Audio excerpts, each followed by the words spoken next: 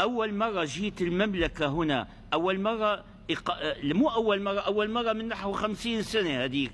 أول مرة جئت لأقيم، أنا مقيم هنا من 18 سنة، كنت في الرياض، وكان معنا أخ من إخواننا يريد مدرس أن يسافر في إجازة نصف السنة إلى لبنان، وقطع التذكرة وغلبه النوم أو ما أدري، نسيت إيش العائق له، فأخذ سيارة وذهب مسرعا، عم يقول يا رب الحق الطيارة، يا رب، يدعو الله أن يدرك الطائرة. لما وصل وجد الطائرة قامت.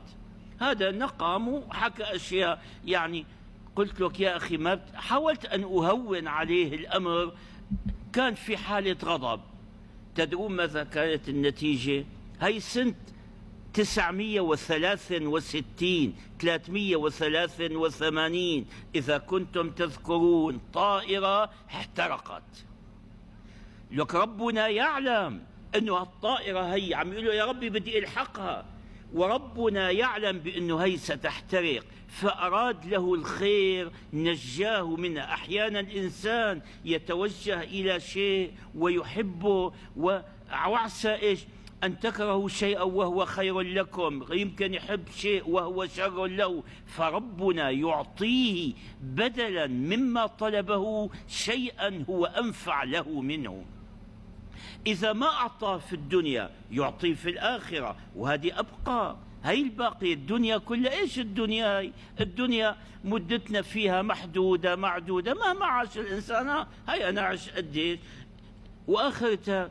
لكن الإنسان يعني لولا الأمل ما كان اشتغل ولا كان عاش. والله أنا كل ما جاء رمضان أقول هذا آخر رمضان، أعد فيه الأحاديث، بعد خلص يمد الله في الأجل فألقاكم، يمكن لسوء حظكم لتنزعجوا بأحاديثي وتستمعوا لها، ما أدري والله، أو للخير لي ولكم، الله أعلم. العبرة بثواب الله وبرضاه. إلا المضطر، قلت لكم المضطر، أي إذا شو معنى المضطر؟ ولكن المضطر اللي ينقطع أمله من الأرض.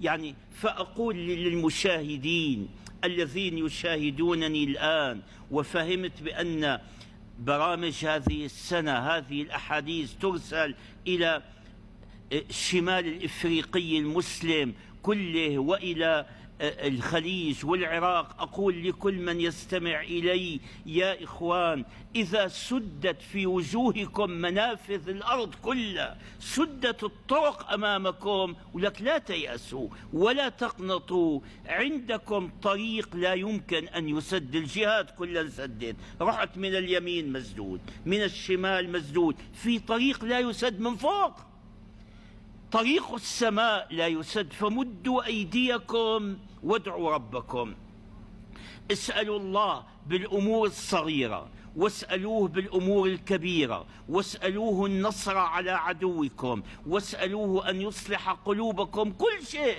ارجعوا فيه إلى الله وتوجهوا إليه، فدعاء المضطر لا يرد. والثانية اللي لا يرد دعاء المظلوم، اتقوا دعوة المظلوم فإنها إيش؟ في حديث صحيح أسرع من شرارة أو شيء، يعني تصعد إلى السماء رأسا.